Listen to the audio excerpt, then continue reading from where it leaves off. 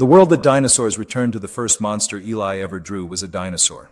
Not a fierce one, just a lumbering giant with a long neck and kind eyes. Dinosaurs fascinated him, the giants of the past, too big and too strange to be real anymore. He doodled them constantly, towering across pages in crayon jungles.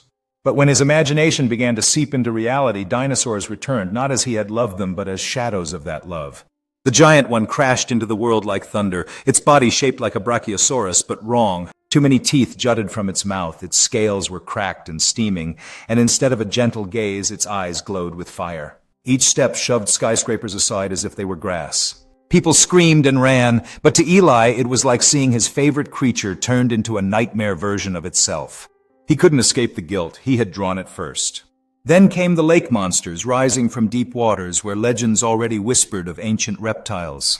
They resembled plesiosaurs, but their necks were far too long, snaking across the waves like living bridges. Their fins struck with the force of tidal waves, and their jaws opened sideways as well as forward, snapping boats in two. To Eli, they looked like his old sketches come alive, but swollen, twisted, and magnified into terrors. The lakes and oceans, once places of wonder, became places of dread. In the forest, trees were not the only threat anymore. Umbrella-sized ferns and scaled beasts tore free, tree-bound monsters shaped like dinosaurs with bark instead of skin, moving like armored stegosauruses fused with living forests.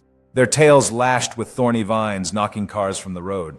Travelers whispered they were not animals at all, but the woods themselves wearing dinosaur bones.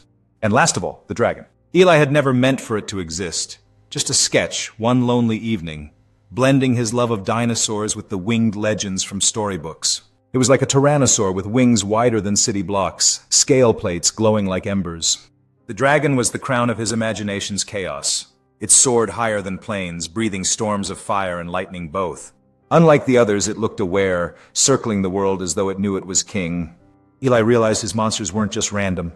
They were his beloved dinosaurs, reshaped by fear, guilt, and loneliness into something far bigger, far darker. And the child who birthed them now wondered, could his love bring them peace again, or only more destruction?